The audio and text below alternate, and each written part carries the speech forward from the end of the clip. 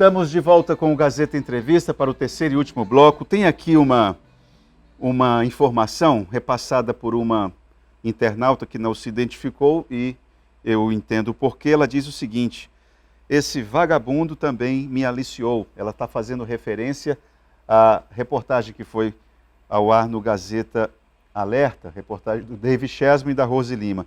Diz aqui, na época eu trabalhava no antigo hospital distrital e estava com um mês de operada. Lembro como se fosse hoje. Eram 6 horas da manhã, quando eu caminhava para o meu trabalho. Hoje, assistindo ao Gazeta Alerta, eu reconheci o bandido. Até hoje tenho traumas. Minha história é muito grande.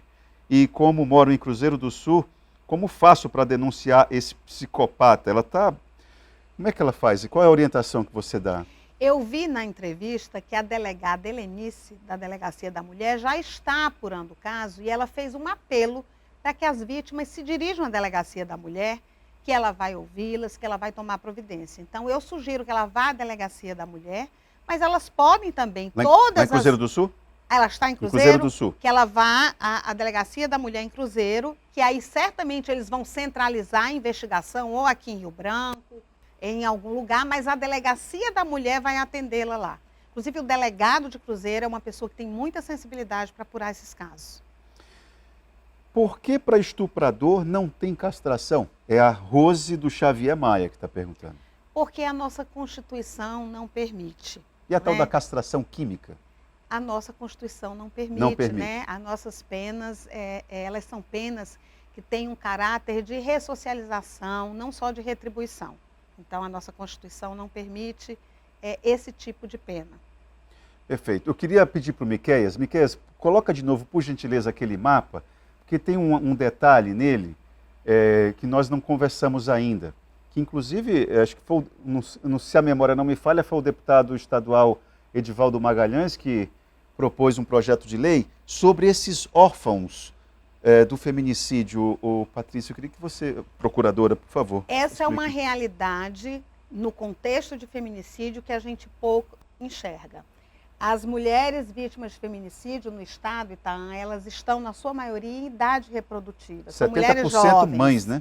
Exatamente. Então, essas crianças e adolescentes, elas vivenciam essa violência diuturnamente desde a mais tenra infância, porque o feminicídio ele aponta o último degrau da violência. A violência começa lá, a violência psicológica, moral, patrimonial, sexual e física, e chega no feminicídio. E essa criança, ela vivencia tudo isso, né? Já tem o trauma de vivenciar no dia a dia essa violência. E ela, muitas vezes, presencia o assassinato da mãe. Essa mãe, ela morre, o Estado não consegue proteger a mãe e ele continua sem proteger essas crianças, porque essas crianças, o pai vai preso, via de regra, né? Não, quando não vai, certamente não fica na guarda, elas vão morar com a avó, elas vão morar com a tia, ou elas vão para um abrigo. E como você vê, as mulheres que morrem no Acre, as vítimas de feminicídio, são mulheres pobres, né? São mulheres, essas crianças vêm de um lar já em situação de vulnerabilidade social. E elas são completamente esquecidas pelo Estado, que não tem uma política pública direcionada para esses órfãos, que precisam, sim, de uma assistência psicológica, que precisam ter prioridade na educação, precisam de apoio, porque são vítimas indiretas também. E o Estado brasileiro simplesmente se omitiu até hoje. Aqui no Estado, ano passado, o Ministério Público propôs ao governador Gladson Cameli um projeto de lei instituindo uma política para os órfãos de feminicídio. E qual foi a resposta? No final do ano, o governador encaminhou para a Assembleia Legislativa. O deputado Edivaldo Magalhães e o deputado Roberto Duarte tinham também proposto projetos semelhantes nessa mesma linha e houve uma negociação e o projeto de lei foi aprovado e hoje nós temos no Estado uma política voltada para os órfãos de feminicídio. Essa lei precisa ser regulamentada, precisa de um decreto que regulamente para sua implementação e isso está em fase de construção a cargo da nova Secretaria da Mulher.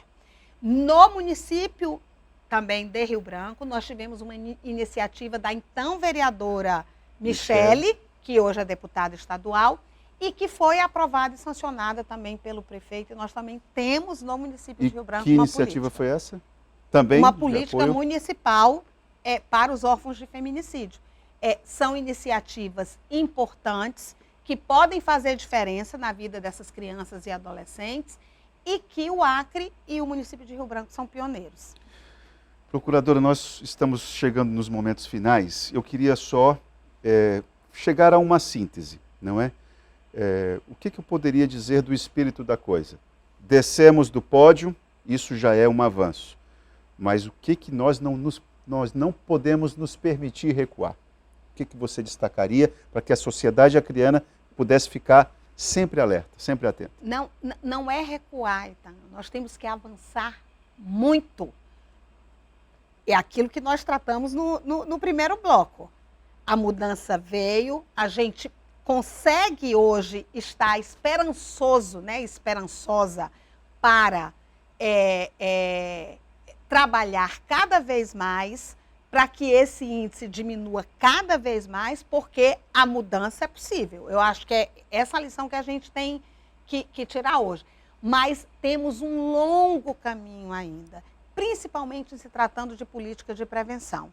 Então, nós precisamos beber desses dados e sairmos empoderados e motivados para trabalharmos muito mais, para que o poder público em todas as esferas, e seja o poder legislativo, que tem um papel importantíssimo em se tratando de orçamento público e aprovação de leis que tratam de políticas públicas para as mulheres, para que se avance também, para o executivo, que faz essas políticas também, para que se avance cada vez mais, e para o sistema de justiça e a nossa sociedade.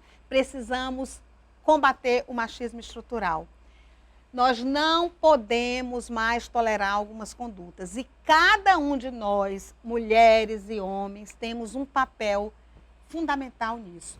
Quando a gente educa as nossas crianças nas nossas casas, quando a gente para de reproduzir piada machista, quando a gente denuncia uma violência que uma colega está sofrendo ou vizinha, quando a gente se indigna, denuncia e cobra igualdade no trabalho, igualdade no lar, igualdade em todos os âmbitos e aspectos da nossa vida social. Então, nós temos um papel fundamental.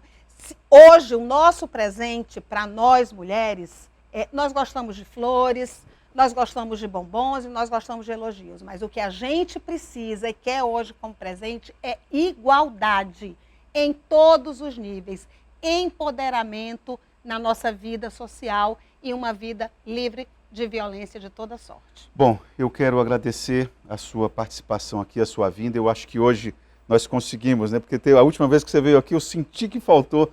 Eu acho que hoje a gente conseguiu fechar. É claro que é um assunto que sempre vai ficar um ou outro aspecto por falar ainda, por detalhar.